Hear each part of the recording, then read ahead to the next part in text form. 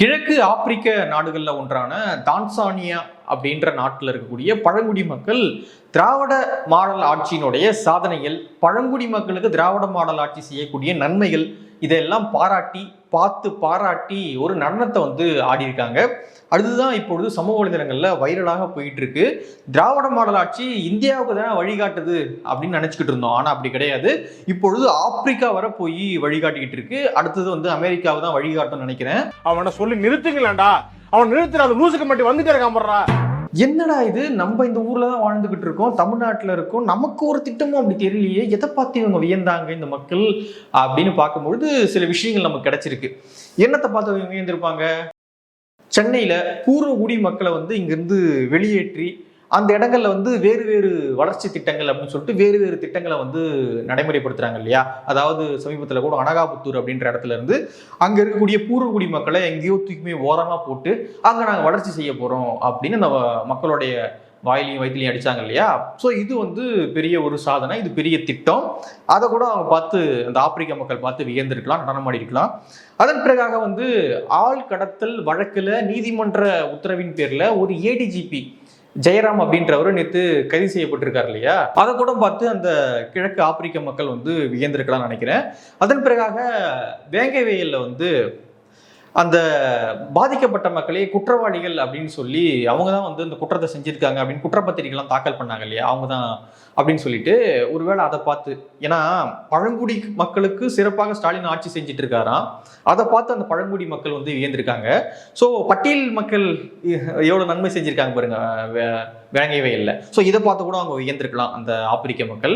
அதன் பிறகு பார்த்தீங்கன்னா கள்ளக்குறிச்சியில் கள்ளசாராயம் குடிச்சு கிட்டத்தட்ட ஒரு 65 70 பேர் இறந்து போயிருந்தாங்க, மரக்காணத்தில் இறந்து போயிருந்தாங்க கள்ளசாராயம் குடிச்சு. இந்த திட்டத்தை பார்த்து அவங்க, இந்த மாதிரியான ஆட்சியை பார்த்து அவங்க வியந்து நடனமாடி இருக்கலாம். இப்படி நிறைய விதமான ஆட்சியினுடைய சிறப்புகள் இருக்கு. இப்படியான சிறப்புகளை பார்த்து அவங்க நடனமாடி இருக்கலாம் அப்படின்றது என்னுடைய கருத்து. ஆனா அப்படி இல்லை அப்படின்றது ஃபேக்டா இருக்கு. என்ன அப்படின்னா, காசு கொடுத்து நடனமாடக்கூடிய ஒரு குழுங்க. எப்படின்னா, இப்பொழுது நம்ம ஒரு பாட்டு கச்சேரி வைக்கிறோம், காசு கொடுத்து என் கல்யாணத்துல பாடுங்க அப்படின்னா காசு வாங்கிட்டு கல்யாணத்துல பாடுவாங்க. அப்படி ஒரு இருக்கு இல்லையா, அப்படி குழு இருக்கு இல்லையா? அது போல இவங்க தென்னாப்பிரிக்கால இயங்கக்கூடிய ஒரு குழு. அவங்க என்ன பண்ணுவாங்க அப்படின்னா, காசு வாங்கிட்டு நம்ம யாருன்னா புகழ்ந்து பாட சொன்னோம், நடனமாட சொன்னோம்னா அவங்க போட்டோவை கையில வச்சுக்கிட்டு டான்ஸ் ஆடுவாங்களாம். அதுக்கு அவங்க $40 $50 $30 அப்படின்ற மாதிரியான ரேட்டை ஃபிக்ஸ் பண்ணியிருக்காங்க. ஸோ இப்படியான ஒரு குழு கிட்ட ஸ்டாலின் அவருடைய போட்டோவை கொடுத்து டான்ஸ் ஆட சொல்லியிருக்காங்க. அந்த குழு ஸ்டாலின்லாம் யாருன்னே தெரியாம கையில போட்டோ வச்சுக்கிட்டு டான்ஸ் ஆடிக்கிட்டு இருந்திருக்காங்க. அதை பார்த்து இவங்களோட டிவி எடுத்து போட்டு ஸ்டாலின் புகழ் ஆப்பிரிக்கா நாடு வரை பரங்கிருக்கு அப்படின்ட்டு கொஞ்சம் கூட வெட்கம் இல்லாம ஒரு வீடியோவை மெயின் ஸ்ட்ரீம் மீடியால போட்டுக்கிட்டு இருக்காங்க. இதெல்லாம் எங்க போய் முட்டிக்கிறது அப்படின்னு தெரியல. இதுல ஸ்டாலின் அவர்கள் சொல்றாரு, எங்களுக்கு ஊடக சொகுசு இல்லைங்க. பொதுக்குழுல பேசுறாரு, எங்களுக்கு ஊடக சொகுசு கிடையாது, அதனால நம்ம நம்மளுடைய திட்டங்களை கொண்டு போய் சேர்க்கணும், ஊடகங்கள் நம்மளுடைய எதிராக தான் பேசிக்கிட்டு இருப்பாங்க. இது எதிராக பேசுறாங்களா? ஆப்பிரிக்கா வரை போயிருக்கு ஸ்டாலினுடைய புகழ்னு சொல்றாங்க. தமிழ்நாட்டை தாண்டினா ஸ்டாலின் அவர்களை யாருக்காவது தெரியுமா? கொஞ்சமாச்சும் அங்க இருக்கக்கூடிய எடிட்டர்களுக்கு அல்லது வேலை செய்யக்கூடியவங்களுக்கு கொஞ்சமாச்சும் மனசாட்சி வேணாம்?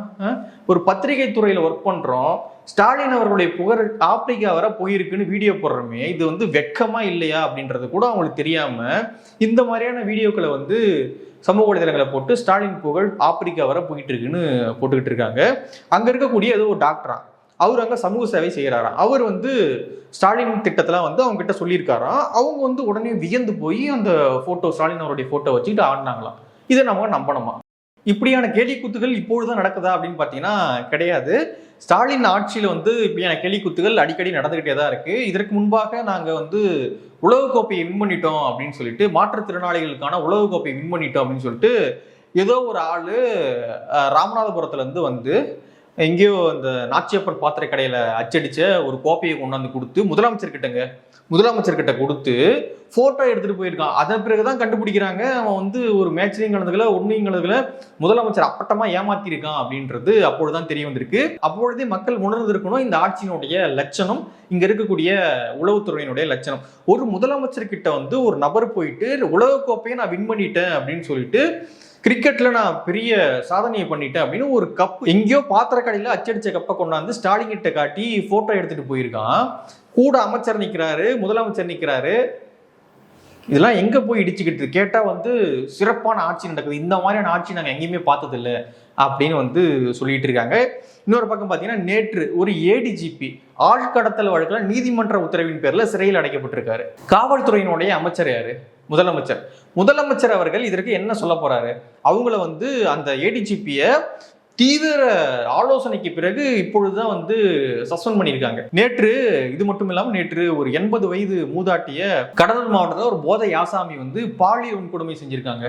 வாயில மண்ணை கொட்டி அந்த மூதாட்டியை வந்து சவுக்கு தோப்புல பாலியல் வன்கொடுமை செஞ்சுட்டு விட்டுட்டு போயிருக்காங்க. அந்த அம்மா சீரியஸா இப்பொழுது மருத்துவமனையில அட்மிட் பண்ணப்பட்டிருக்காங்க. அந்த குற்றவாளி வந்து இப்பொழுது கைது பண்ணி காவல்துறை கொண்டு போயிட்டு இருக்காங்க அப்படின்ற செய்தி வந்துகிட்டு இருக்கு.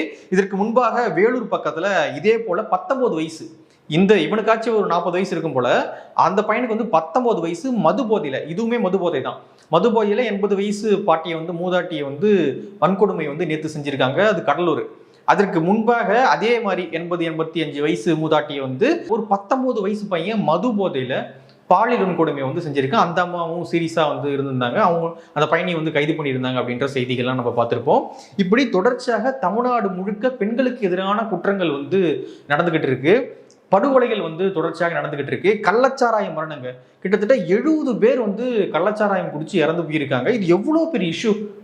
போர்ல கூட வந்து அவ்வளவு பேர் இறந்துருக்க மாட்டாங்க போல, 70 பேர் வந்து கள்ளச்சாராயம் குடிச்சு இறந்துருந்தாங்க. இதுவே வந்து திமுக எதிர்கட்சியா இருந்திருந்தா இந்த இஷ்யூவை தலைகீழ புரட்டி போட்டிருப்பாங்க.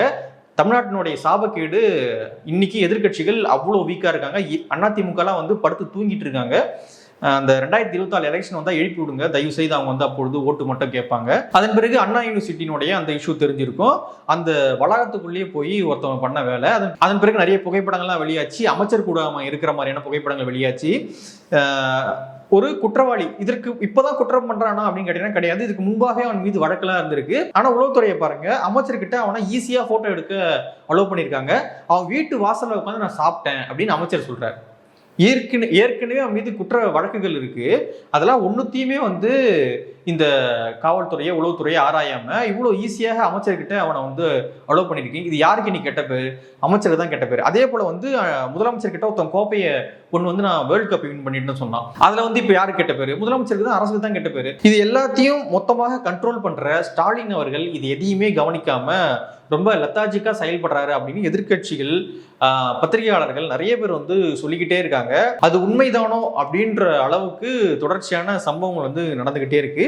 இப்படி தமிழ்நாட்டினுடைய போக்கு போயிட்டு இருக்கும் பொழுது கிழக்காப்பிரிக்கா நாட்டுல வந்து ஒரு பழங்குடி மக்கள் ஸ்டாலின் அவர்களுடைய திட்டத்தை பார்த்து வியந்து டான்ஸ் ஆடி இருக்காங்க அப்படின்னு பப்ளிஷ் பண்றாங்க வீடியோ. இதெல்லாம் வந்து என்னத்தை சொல்றது அப்படின்னே தெரியல.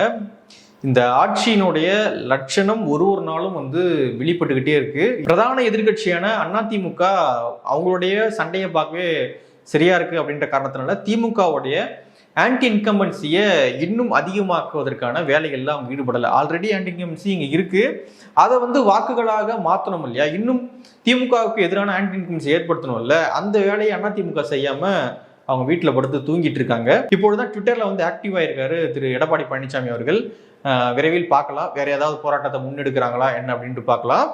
ஆப்பிரிக்கா நாட்டில் வந்து ஸ்டாலின் அவர்களுக்கு நன்றி தெரிவித்து நடனமாடுறாங்க அப்படின்னு சொல்றதுக்கெல்லாம் தனி தைரியம் வேணும். அது அவங்களுக்கு மட்டும்தான் இருக்கும்.